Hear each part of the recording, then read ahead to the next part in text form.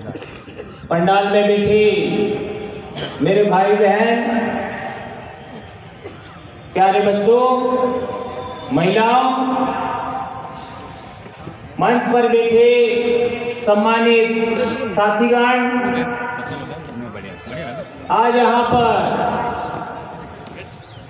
हमारा आदिवासी समाज तो है ही सही, एससी समाज के भाई भी हैं, ओबीसी भाई भी हैं, मुस्लिम भाई भी हैं और राजपूत भाई भी हमारे बीच में हैं। और एक लंबे अरसे बाद सभी समाजों की उपस्थिति में मैं अपनी बात रख रहा हूं। तो आप सभी इस कार्यक्रम में पधारे और सभी वक्ताओं को आपने सुना और अभी भी हमारे बहुत अच्छे वक्ता दोनों विधायक भाई भी मौजूद हैं, उनको आप भी सुन करके जाइएगा। दोस्तों, हमने बहुत बातें सुनी, सबने कहा कि ऐसा होना चाहिए, ऐसा नहीं होना चाहिए, ऐसा होता तो ऐसा होता। और इन सभी बातों का मोल है, बहुमूल्य बातें हैं, लेकिन क्या कारण है कि हम लोग आज तक एकता के सूत्र में नहीं बंध पाए? उसका कोई तो कारण होगा। आज हमारी जमीन छीनी जा रही है, हमारे साथ शोषण होता है, अत्याचार होता है, यह परिणाम है। कारण क्या है? यदि कारणों की खोज करोगे तब आप इस देश के मूल मालिक बनोगे, तब शासन करती जमात बनोगे। लेकिन हम लोग कभी कारणों पर चर्चा नहीं करते। एक 5वीं का बच्चा भी जानता है, बुखार आया, मलेरिया आया, क्या कारण है? तो जानता है मच्छर के काटने से आया। और मच्छर में भी मादा एनोफाइलिस ने काटा तब, और उसके भी पेट में एक वायरस होता है, जीवाणु होता है, उसकी वजह से मादा एनोफाइलिस को मलेरिया होता है। तो इसका डायग्नोस होता है, जांच होती है, इसके बाद इलाज होता है, तब जाकर के मलेरिया खत्म होता है। तो हमारे समाज की यह दशा है, उसका कारण क्या है? इस कारणों की खोज आज तक किसने किया? यह है बड़ा सवाल। जहां तक मैंने देखा है आज तक,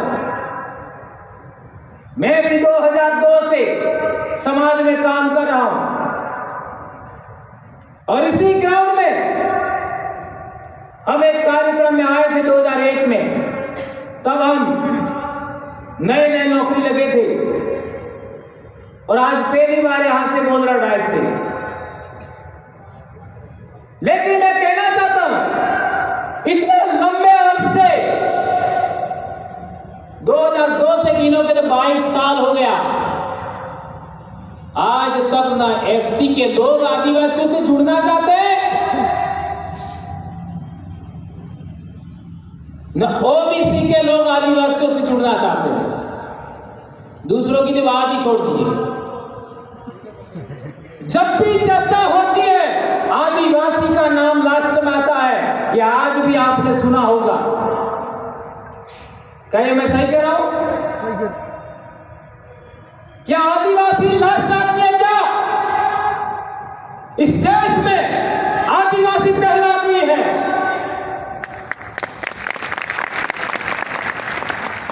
आदिवासी समाज पहला समाज है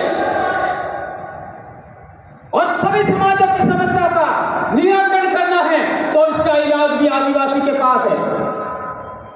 ये बात सोचनी पड़ेगी, समझनी पड़ेगी। देश में जब भी आरक्षण की बात आती है तो एससी समाज आंदोलित होता है,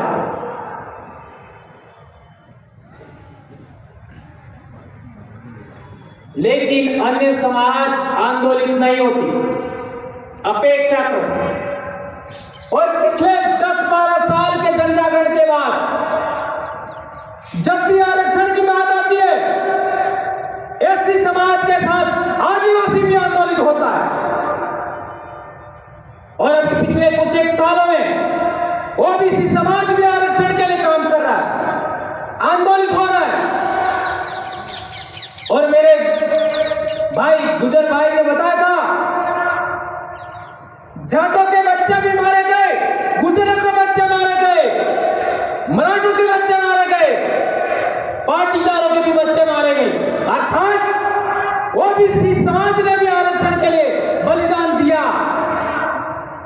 लेकिन मैं कुछ और कहना चाह रहा हूं। आदिवासी समाज सबसे ज्यादा आंदोलित होता है तो वह जल, जंगल, जमीन के लिए होता है। जल, जंगल, जमीन के लिए आदिवासी सबसे ज्यादा आंदोलित होता है। सभी एससी लोगों से पूछना चाहता हूं, सभी ओबीसी से पूछना चाहता हूं, तुमने आदिवासियों का साथ कब दिया बताओ मेरे को। पूरे देश के एससी लोगों से पूछना चाहता हूं, ओबीसी लोगों से पूछना चाहता हूं, तुमने आदिवासियों का कब साथ दिया बताओ मेरे को। नहीं दिया।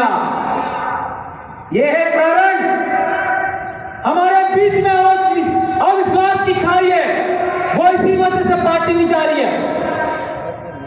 ये बात समझना होगा। जहां तक राजपूत समाज की बात है, पिछले दिनों मैंने बाड़मेर में भी बात रखा था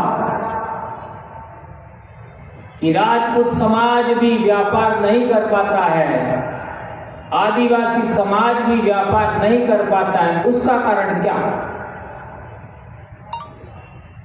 क्या कारण है? कोई तो कारण होगा। इधर के राजा मांडलिक के जमाने में अर्थात 6वीं शताब्दी और गुहिल वंश का प्रथम राजा गुहिल, उसको संरक्षण दिया भील राजा मांडलिक ने इधर में। उस जमाने से राणा प्रताप तक भीलों ने साथ दिया। क्या ये बात सही है गलत है? लेकिन